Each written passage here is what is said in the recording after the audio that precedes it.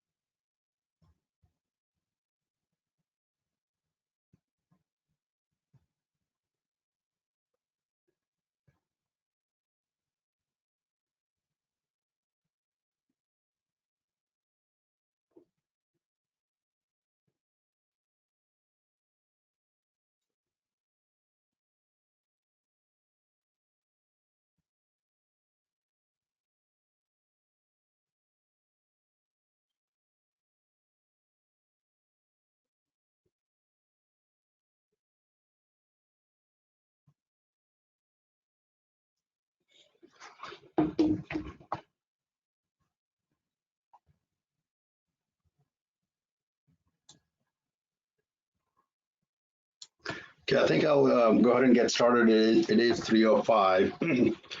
The idea is for to go over some of the cybersecurity and basic understanding of it.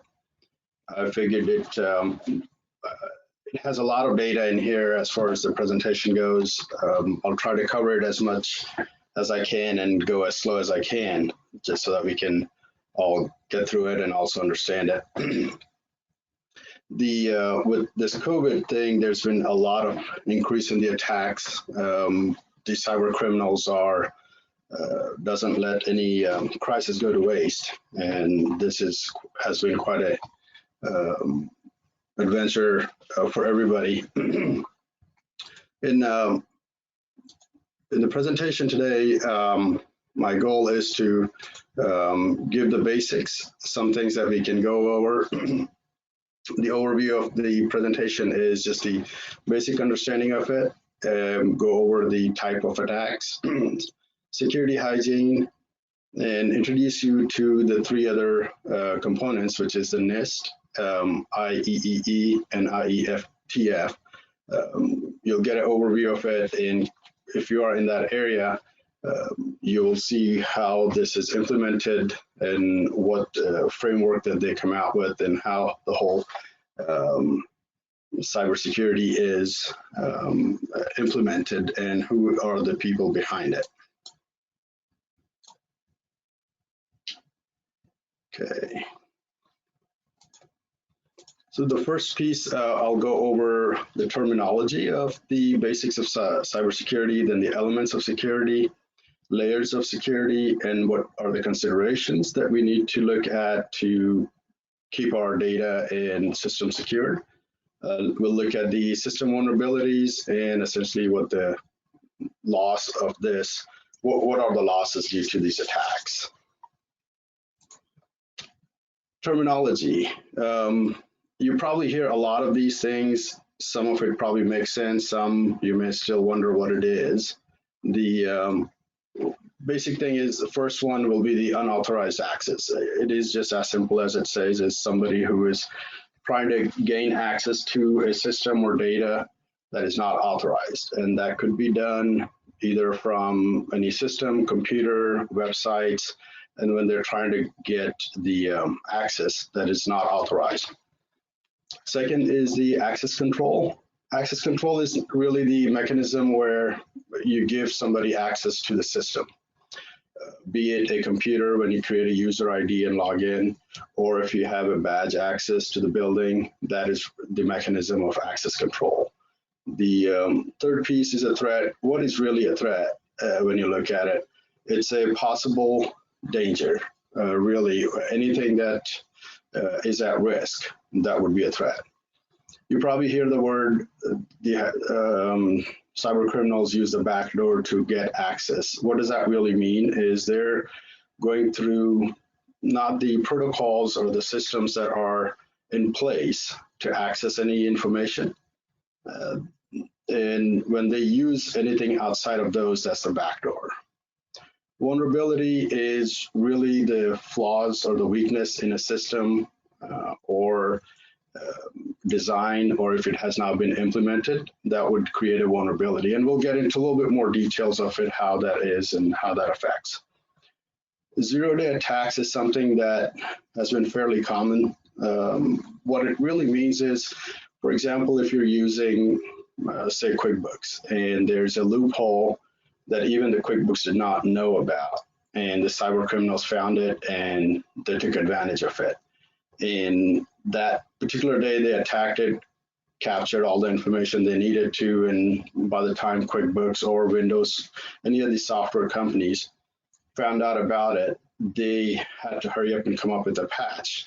And by the time they come up with a patch and do it, hence it's a 0-day, nobody knew about it except the cyber criminals who knows about that vulnerability or the loophole that it has. Therefore, they use that to gain access and attack those softwares that are out there.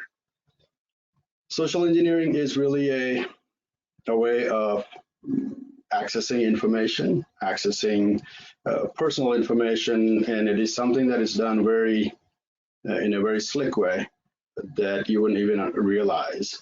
One of the examples I'll use just in this one, but we'll get into the details of some of these, is when you might be on a social media and you're taking a survey that may talk about what's your favorite destination for a vacation, or what's your favorite food.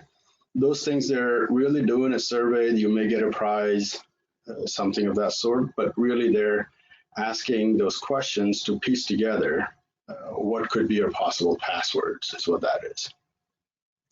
Command and control centers. Command and control centers are servers which are the machines that the attackers use to communicate with the bots that they have created, and they're trying to send information and control it to access information remotely that they need to. The content spoofing, this is something that you may have seen quite a bit. This really comes through the phishing emails, where they create a website that looks exactly like the real one, but it's not the real one. So therefore, you would be mistaken and log in or give the information that you need to on it. And that's really the content spoofing. If somebody was to create a website that looks like PayPal or Bank of America, and they're asking you to log in and you don't see anything, it looks all normal, but that's not really the website that you're after. That's the content spoofing that usually that's also used. Lastly is the identity theft. This is very much a personal details that are being targeted for a person, getting their names, getting their personal social security numbers, credit card access. That's what the identity theft relates to. Let's see. So here's the elements of security for basic understanding of it. So when you're understanding this, my idea, hopefully they'll come together. The elements of security, this, and then you have the layers of security will all come together as to how the security is handled. In the elements of security, you'll see what the first piece is: availability. Availability, really what it means is you have data or the resource, let's say a folder or documents that are on your server. Is it available? Or is it being blocked? Or if you're trying to go to a website and the website is not able to handle and therefore that data is no longer available. That is what it means to have the data secure, all the elements of security. Availability is the first aspect of it. Second is integrity, which means really, is the data accurate? Is the data secure, has not been modified, and it is legitimate and also protected by the unlawful users. So is the data what it is and what it should be? Authenticity is really the process of how you give access to somebody. For example, if you have a person working in the accounting department and they only need the access to the folder in the accounting department folder, they don't need to have access to the HR folder, for example. That's the process of giving, they authenticate, yes, I only have access to this folder. I need to stay in this folder. I can't access it. That's the authenticity, the process of user being genuine and has the correct access. Confidentiality is the users that are approved to use and access the data, and is that staying confidential, or is that being leaked in the sense that there might be some invoices, some information that somebody may have printed on a printer and left it, and there's a vendor, a competitive vendor that is standing there, they can look at that data. That's the confidentiality of your data there. Is it being handled correctly? The non-repudiation is the best way I can probably give you an example on this is where you get a secure email where you have to go authenticate and then you get to see the email. Most likely, most of us, especially after this COVID, may have experienced when you're having conversation with the bank officials, they send you a secure transmission. Then you would have to log in. The digital signature is verified that it is you. And that would essentially make it as the non-repudiation that we are able to do this. 1 second. And lastly is the utility. The utility is really the information and the data that is being used and accessed by the user as intended, and it is not being taken by somebody else. Is what that utility of the information is what that refers to. Okay. Let's see, layers of security. After we have determined what the elements of the security are, now we need to figure out what are the layers of the security we need to look at and try to figure out if it is done correctly. In the physical security aspect, if you're really thinking through what is it, you're looking at locks and doors. If you have a key card that people access the door, and within that, have you allowed them to the places they only need to have access and not giving them access to the places they should not be. For example, at least in the IT world, you give access to only the IT department or the users to the server room. Nobody else really needs to get in there because they don't know, or there's no need for it. Therefore, the physical security of it, the security cameras would come under that as well for the physical security of the building. Therefore, we need to start there. Network security goes into really first off thinking of it as, is your network consistent in allowing the data and the reliability of the data when somebody's accessing it? And meaning if there's a network running, does not have any interruptions, it's not being bombarded by unauthorized access, and that is blocking you from going out of the internet or even internally accessing the information that needs to be accessed. System security is your systems that are in place that you're using, which goes from your computer server, if somebody that needs to have access to the camera system, network systems, who does have that access? Are we giving access to the right people at the right systems and do they have it right, and is it up and running, and is it being used by the authorized users is what we're looking at. Application security is something that you might be using a line of business software that you have a third party that you purchase from.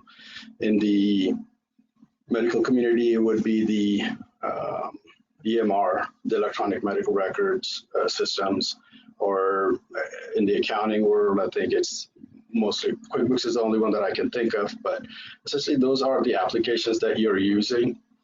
And a lot of times one of the things that happens in this case is the vendor needs to be held accountable for it, make sure they're doing all the patching for it, make sure the application that came through, they haven't left the password as admin or admin and password, whatever the default is, has they changed it? Or have you been given access from the vendor to make sure that security is up to date on it? Are they periodically updating it? And that coming back to the vulnerabilities and the loopholes that may be there, are they keeping secure? Are they keeping it updated? Let me see. I think I'm told that somebody's not able to see my presentation. Let me see if I can correct that.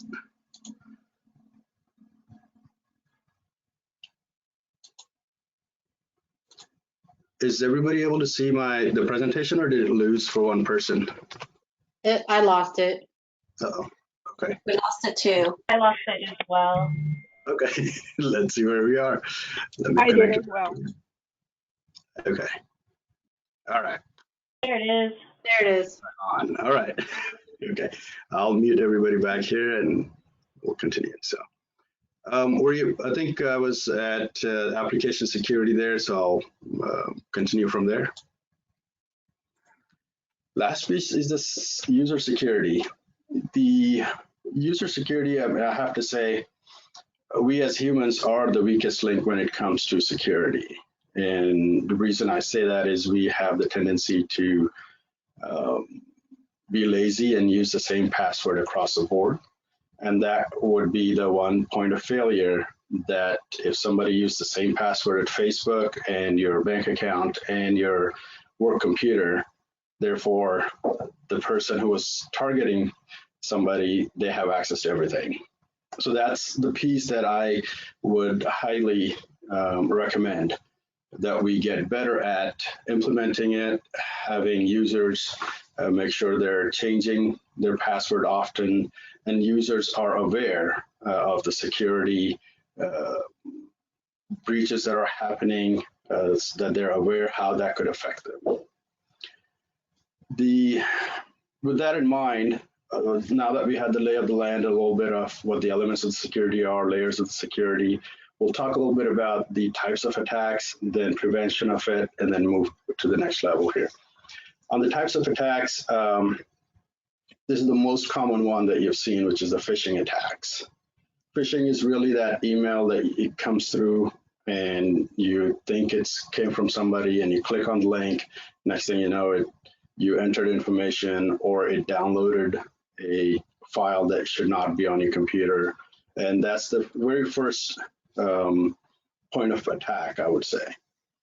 The phishing emails, literally with the COVID-19, it has gone up. I believe they're coming out with about 500,000 to 1 million emails that are going out of phishing emails to everybody. Some are being blocked, some are not. Some get through just because the system is just being overworked. Within the phishing attacks, there's something called spear phishing. Spear phishing is very focused, very targeted. And if they are targeting one person, for example, somebody who's in accounts payable, and one of the things that we have seen is people working from home, you no longer have that flexibility where you could walk up to that person and say, hey, do I need to pay that invoice that I got? Or is this a good one? When you're working remotely, that element of being in the presence is not there. So they're being targeted, people who are really in the accounts payable, accounts receivables, where they're sending PDF files as if that's a new invoice, either asking them to pay for it, or they're asking to download it, or when they view it, it downloads that virus that they're hoping that the person clicks on it. So these are a couple things that really, when they're targeting, a very focused target is what has been happening quite a bit lately, and that's the spear phishing. Whale phishing, this is a concept where they target mostly the C-level executives because they have the most access on the system. And having most access on the system means if that person by any chance clicks on it, downloads the virus, downloads something, then they have access to the critical information. C-level executives usually have access to the financials. They usually have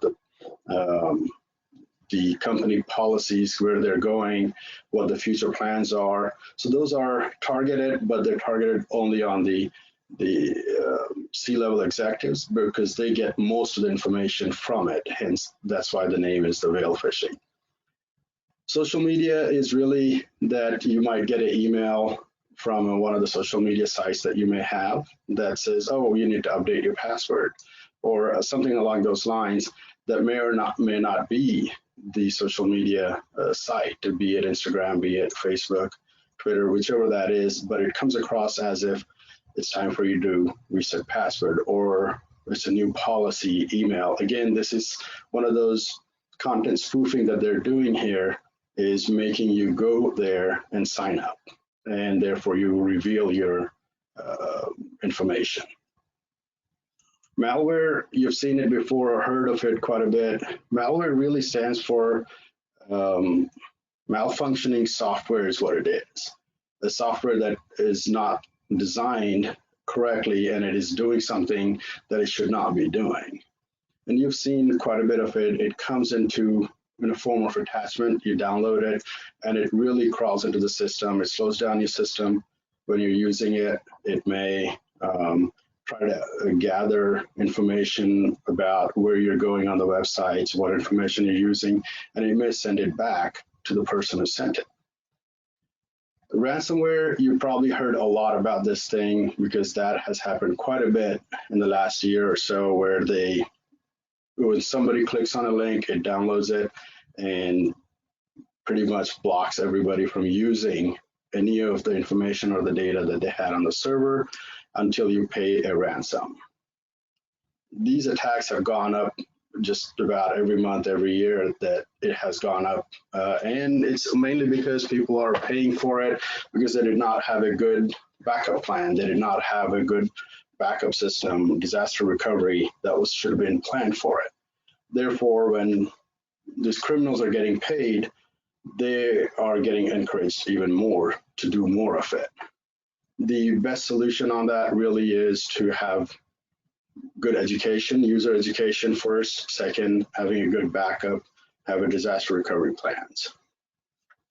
Drive-by attacks, these are mainly for your websites, typically, if your website is not up to date, and meaning if it was designed in a way that it has some patches that need to be made.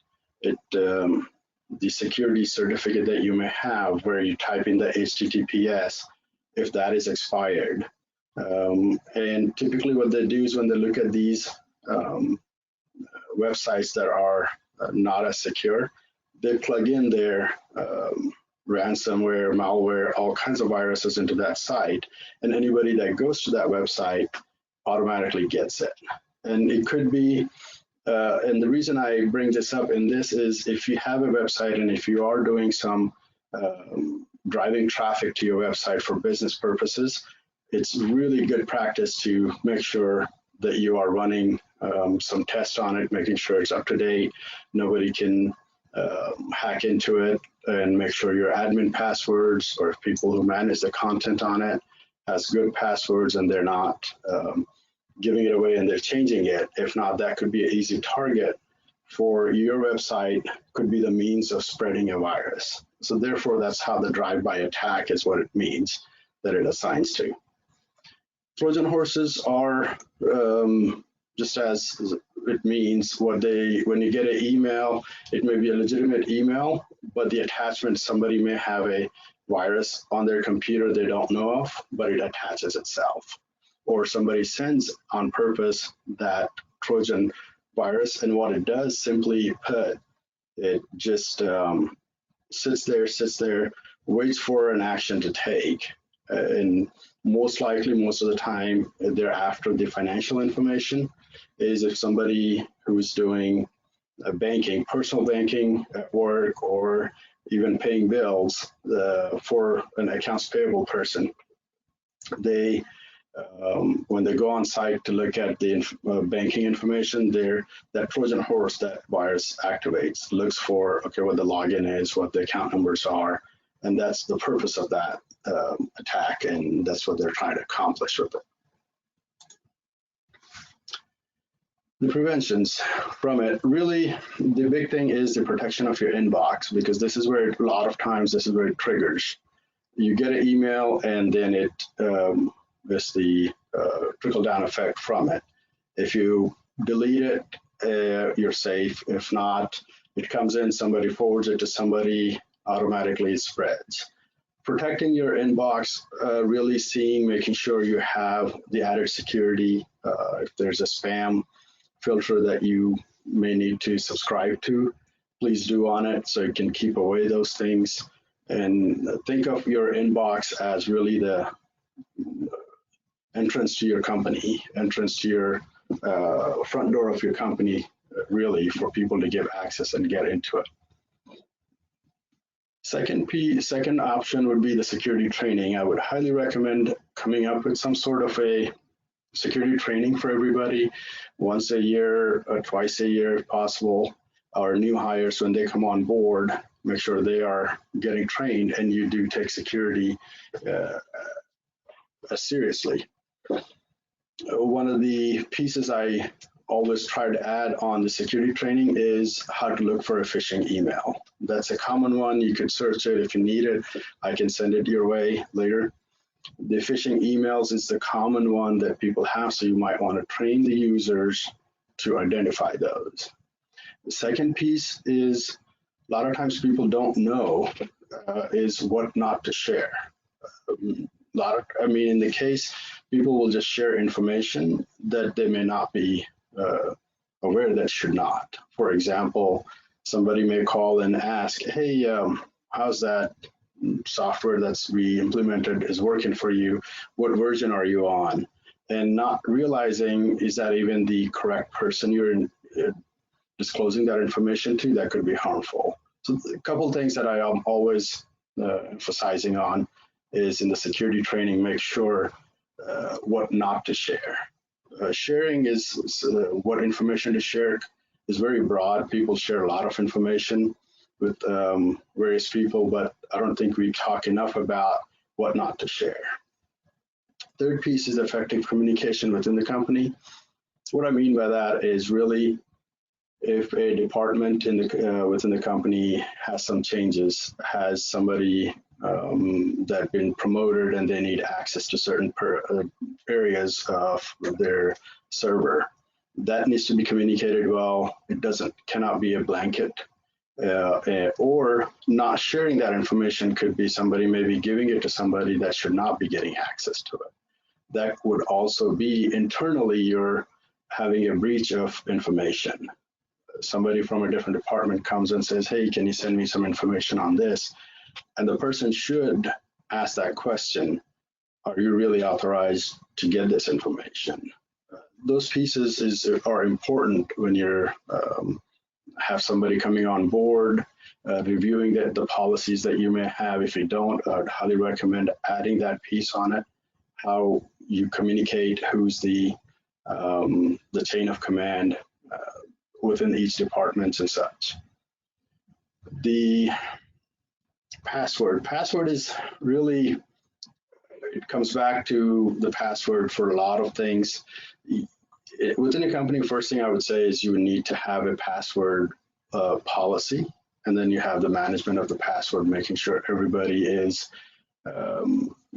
changing the password, not sharing their password, because that becomes fairly common sometimes when you work with somebody like, oh yeah, you can log in with my password, here it is.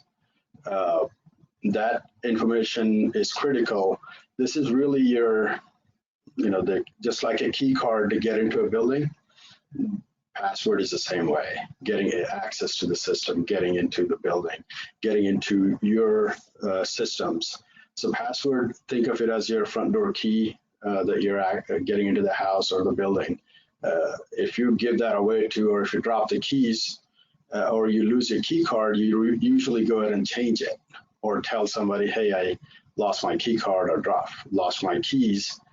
The password should be the same way, it should be protected just as much, saying, hey, cancel my old key cards. In this case, change the password. If you share it with somebody, change it. And this is something security also I would like to add. It is a mindset and it is a culture that needs to be there. Therefore, the last point that I have on there is really that is celebrate that you haven't had any phishing email attacks that somebody clicked on. We haven't had a virus within the company, or we haven't been targeted, just like manufacturing companies have accident-free days. This would be no different. It may sound silly, but it is your information. And these days, your cybersecurity is just as well as your branding of the company. If you think about it, if your company information gets out, if your reputation gets out that you do not have secure information, therefore your brand goes with it. So security should be just as important for anybody within the organization and company, that if you're not being conscious about it, if you're not building this within our culture of the company, that security is important, the company could lose face. I'll quickly share one quick example. One of this company, they did not realize, they had never checked their websites. This one hacker was newly, I think it was trying to understand how to do it. He changed their whole website into a porn website. He actually went into each menu items where it says about, teams, a typical website that would have about the company, their organization, team, services. He went to each single page and added pornographic pictures and videos to it. So you can imagine the embarrassment when the person received the call of saying, hey, I was trying to check your services on the website and it's showing them that. So really, security should be taken into a lot of consideration when it comes to your company and the branding. With that in mind, what things we need to really consider, right? So the low security awareness is really a cause of not taking it seriously. If you're not aware, if you don't share the information in your team meetings, weekly meetings, monthly meetings, whatever you have, make sure saying, hey, the phishing emails are high, keep an eye on it. If you're aware of what's happening, people keep an eye out on it. So if you don't have that, I would highly recommend get involved a little bit more. If not, if you have an IT department, if not a outsourced IT, be sure to ask them saying, hey, do you guys have a newsletter? Can you keep us updated? Just give us weekly, monthly, what do we watch for? Or ask them to do that training for you. Second piece is the no implementation of security system. This is just like saying, hey, we have a security plan, we have this, but not implementing. It's really saying we have an alarm system, but we won't arm it, the building. Therefore, it's no use. All the time spent to build that system that you have is no longer really being in use. The third section really gets into the default settings on application software. As I was talking about earlier, the application security, this is where that is. You want to make sure any software you're getting, the default passwords are changed. Any new system that you get, be it a firewall, be it a switch, be it, make sure, if not you, make sure you ask the IT person or ask your IT provider, hey, did we change the passwords? Can we remove that? Can we disable that user? Whatever those are, that would be another piece of here. Then you have the not following the standard security guidelines. This would be something as simple as saying, yeah, we're supposed to change the password every 90 days, but, or we should really use a complex password, and I always just increase it by one number or one letter in the front back. You know, really, when you're requested to make the changes of a password, make sure you follow that, not just be the bare minimum. And not just that, security guidelines would also include if somebody's terminated at the office, make sure their complete access is removed right away, because it could be a disgruntled employee that could really cause a problem later. The last piece would be the insecure online activities, which is in case if people are ordering anything online. I know as much as we tell not to or have that policy, if somebody's trying to do shopping on their lunch hour at work and they're shopping Amazon, wherever the case may be, it has to be protected. You may just say, hey, use this computer, set a computer aside for that purposes in the break room that doesn't connect to the network. Because if those websites that are going to that are not secure, they may be really inviting danger. They may be inviting the infections through that, and that could spread to the whole network. So these are a few things that to keep in mind really when you're doing the security is part of your conversations that you're having. These would be the ones that really implementing it and making sure that everybody's aware of it. Here, I'll go over some of the basic security hygiene, basic guidelines, social networking sites, and how to make the system secure. With that in mind, again, coming back to basic guidelines on the system hygiene would be strong passwords. I know quite some time people were saying I have a good password, and they would have one special character, be it exclamation mark or and sign or @ sign. The cyber criminals had figured out that everybody is moving into that direction. So what you may have thought your password being the word password with, you know, replacing A for an @ sign or S for the $sign, those type of things, they've already figured that out by now, because people, as the people are being aware and changing the passwords, they're also aware of what the new trends are. So really make it strong passwords, change it often, don't share it with others, keep a different password for different things. If you have bill paying at home that you're paying, make sure that passwords are different, not the same password for paying your Cox to your cell phone bill and all those things. Try to keep it a little bit different, because if you're one point of failure, if they know one password, they'll know all the passwords. On your computers, always have a antivirus. There's many out there, not that you could use. Make sure you have something that's like, I would say, when it's raining, you're taking an umbrella out with you and having that protection. So antivirus is critical. Make sure you have it and update it as often as it comes out. There's simple things. A lot of these antivirus companies have the feature where it could automatically update that for you. If that option is there, use it. Third piece would be backing up of your important files and information. This could be, I mean, if you're business or non-business, it is very important to have that handy.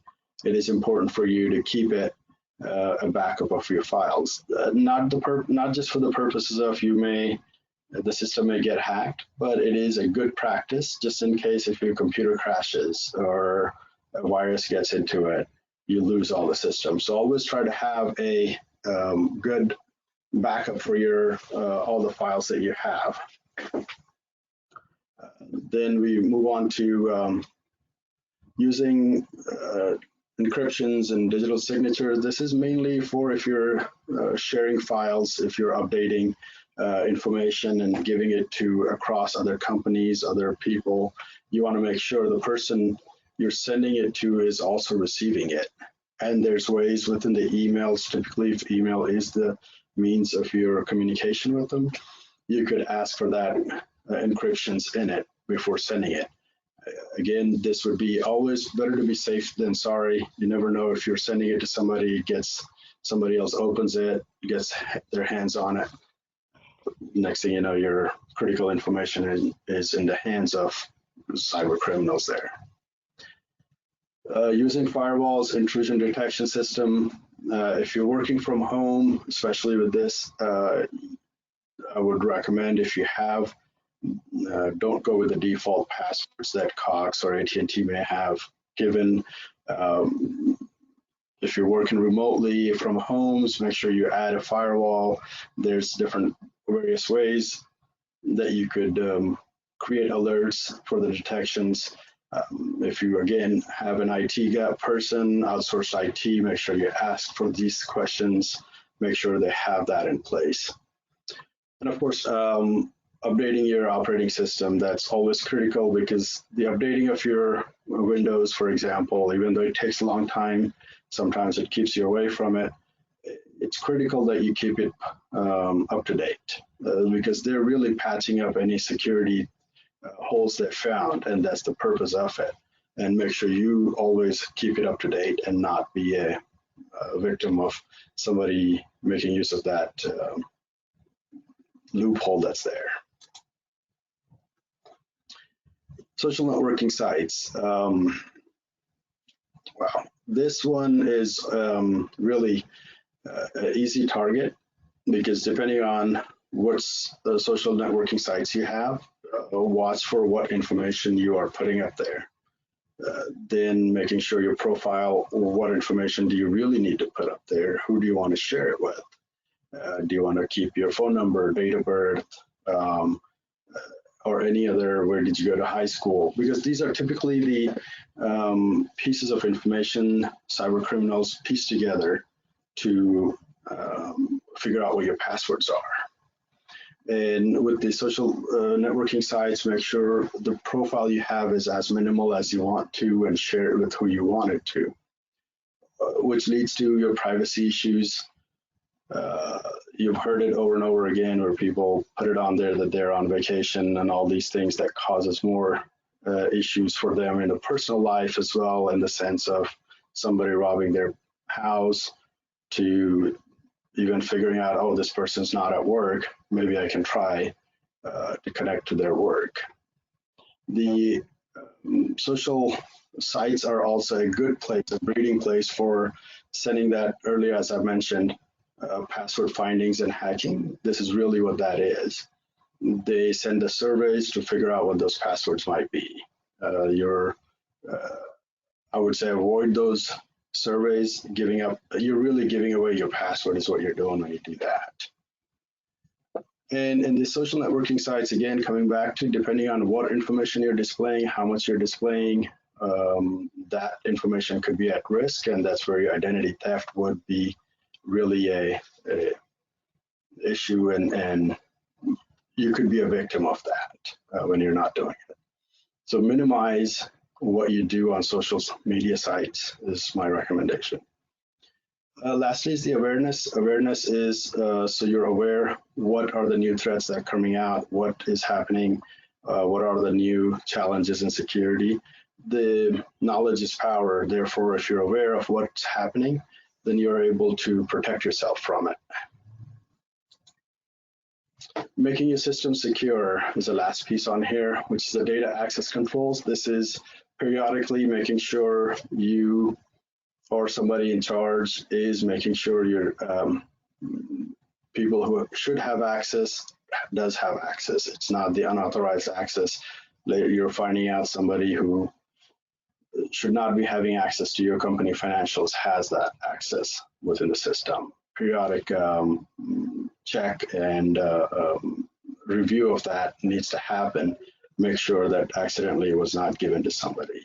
Because at the same time, if that person gets a virus, it could go to all the folders that they have access to. So it could corrupt the whole system. So therefore, the review of the data access control, who has what, needs to be reviewed over and over again. The system access control, again, going back to, does somebody need to be an admin on the server? Do they need to have administrative access? Do they need to get access to the server room, to server itself? Do they need to be able to download, install applications? That's the system access control. You want to make sure that you have that in place and you're periodically checking it. The system and security administration is your making sure the right individuals are accessing it and administering it, your firewall, your server, your backup systems. Even if you have camera systems, who has access to it? Are they the right people to have access? Are they able to access it from home? So this is something that need to be periodically reviewed.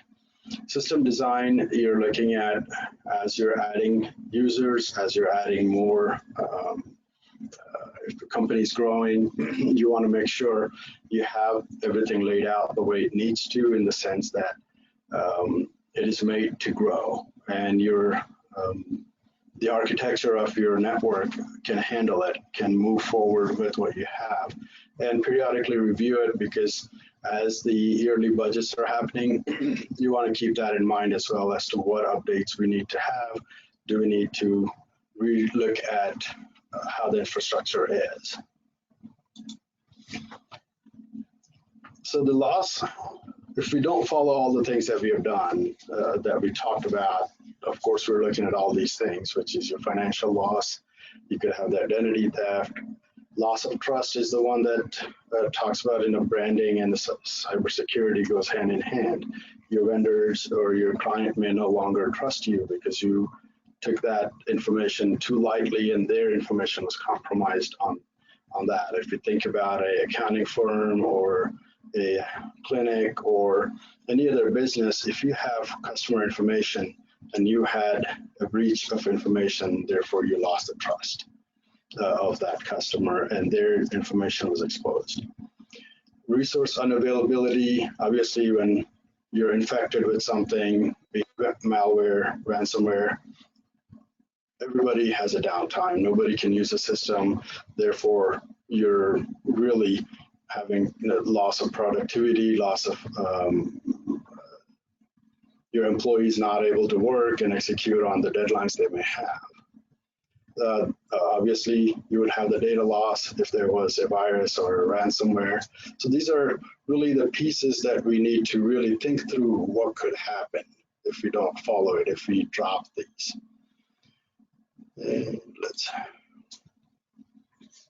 this is the National Institute of Standards and Technology. That's called the NIST framework. And the NIST framework, this is the group that really comes out with the layout on how we need to work on this, how the systems need to be secure. First, it gives you the 5 pieces, which is identifying it, protecting it, detecting, respond, and recover.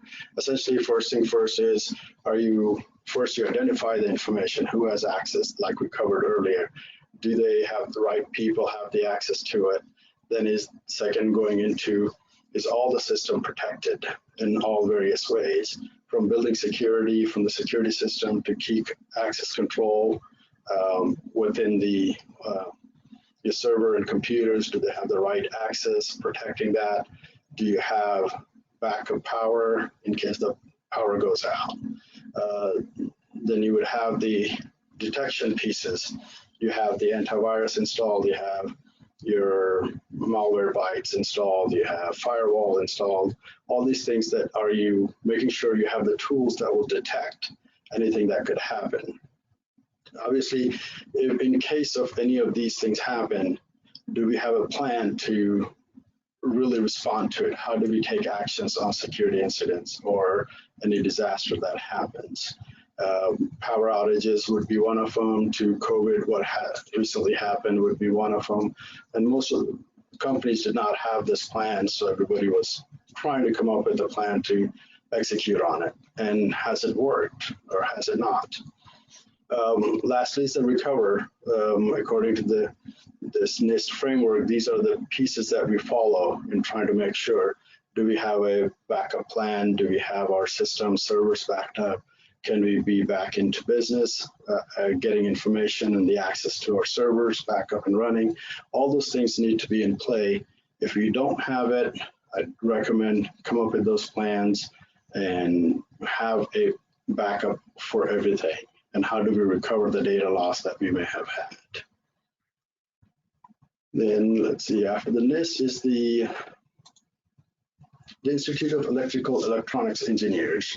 It's really, this group is responsible, which has become more and more involved in the last few years because we are getting more into artificial intelligence. We're creating a lot of this technology that is used in various different places, from healthcare,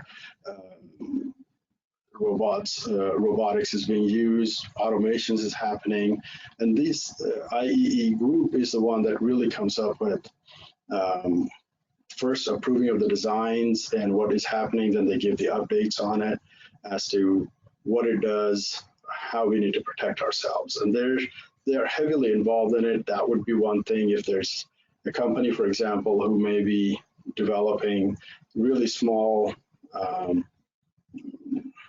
electronic pieces that has chips and all small chipsets on it, they would need to know, okay, is these items, are we following the protocol on it? Is it easily hackable?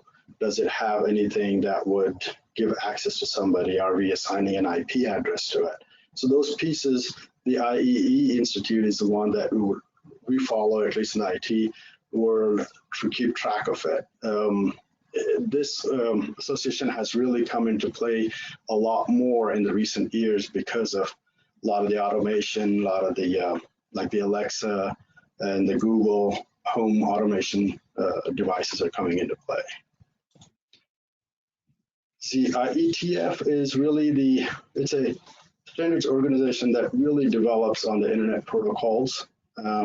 Again, more and more devices are coming out that we use at home, at work, and this engineering forward group really coming up with standards. How should we manage it? How should we segregate? How should we? So there's a lot of papers that come out on here that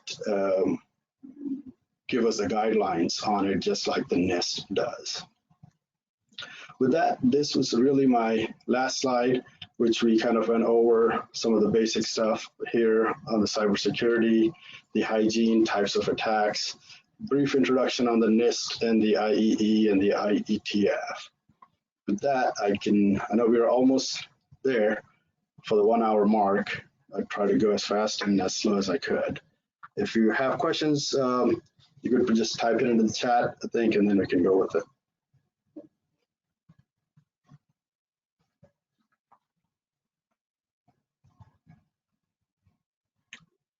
So either I must have bored everybody, or people didn't understand anything, or they understood everything. I'm not sure which one it is.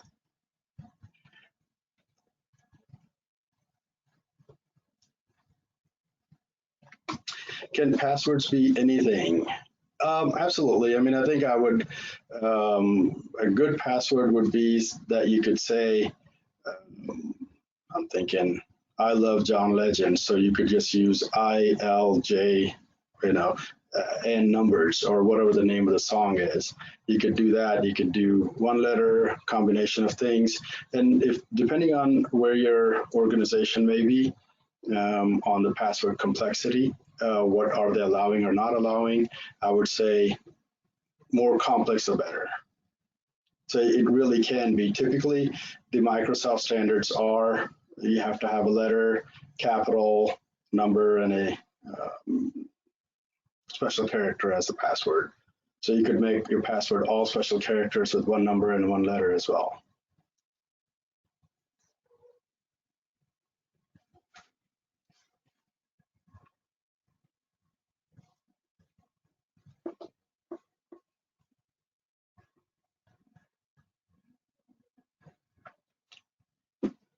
How can a small to medium companies are protected is the question.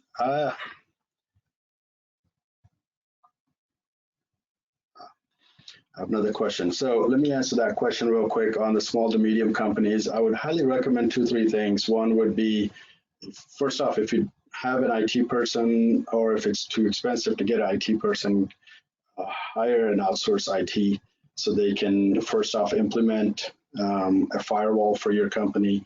Second, something with the spam filters and such so they can manage your spam and it doesn't get through that. Third would be a system that they can update your computers and servers and firewalls that they would have. It's better to have somebody out there who does this day in, day out, and so they would be aware of it and they can keep you up to date. Most importantly, don't just hire them. I think you should have more and more questions with them, interactions with them, have quarterly meetings, meet with them often to understand what they're doing, how they're doing. Question from, let's see, Esther. How much more secure is two-factor authentication? Is it going to be more necessary with the near future? Absolutely, 100%. If you are having trouble coming up with passwords, dual authentication, two-factor authentication is the way to do it. You could go with Microsoft has one authenticator that you can use a app. Another one is from Google as well, or you can do a dual authentication with your cell phone number where it sends you a code and you can punch it in. So I would highly recommend going to the two-factor authentication on anything you use. Let's see, Lori has, I think you had, let me get one question. I think somebody asked something about Noom. I don't know. I mean, I've seen so many ads about it. I know a couple people who use it. I know you have to load a lot of your personal information that you're sharing with that. And I believe it helps with your personal diet. I have not used it, but I would say read. One thing that we always fail to do, and I have done it, is I click yes, I agree to terms, not knowing what I'm agreeing to. So I would really think we should read the terms to see how they're using it, how are they implementing it, and what exactly are they going to do it. Let's see, you have reworked a lot of controlled, safe, and data discuss sensitivity.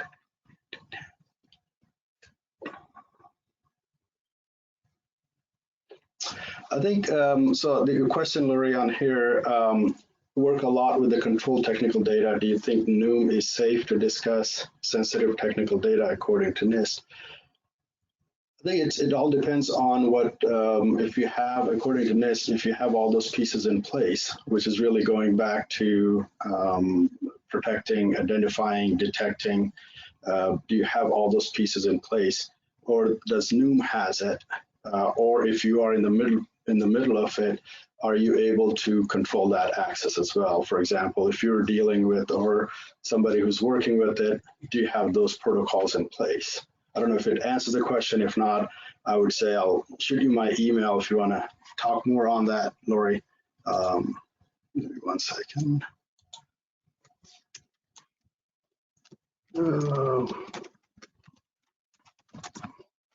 Yeah, if I didn't answer your question enough, Lori, just shoot me an email, then we can set up a call maybe and kind of get into a little bit more details of it. Oh, I made a typo on my email. Let me do it again.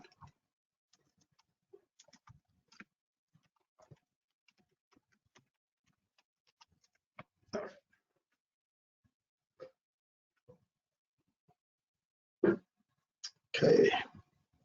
If you need to, I think after this, I will share my information with Marcia, and if she wants to, she can go ahead and share my information to contact if you have other questions on it. Marcia, is that okay to, I'll unmute your. If people have questions, do you want me to just, do you want to share your my information with all the people who registered, or do you want me to just email them after we pull out the information?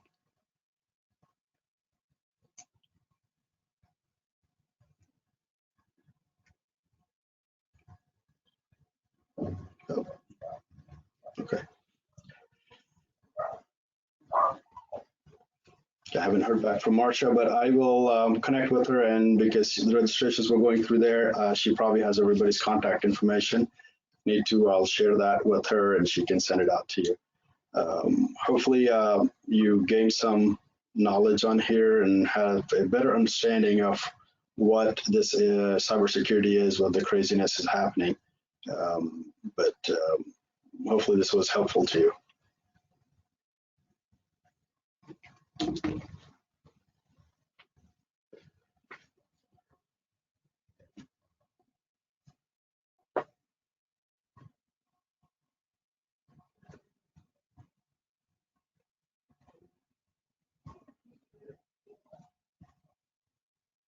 Okay, I think I will conclude our presentation, and we have the second one next Wednesday, which will be on healthcare and cybersecurity. So if you are in the healthcare, that will be great. We'll see you next Wednesday. Thanks. Yeah. Okay, hang on. But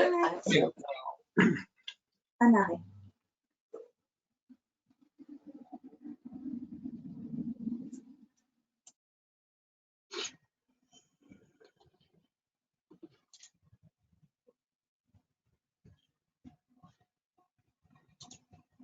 You get it? I go, maybe you should call the signing judge and let him know what happened. Because this is insane. So who did it originally go to? Which judge? Dewey. Dewey. It was Monday.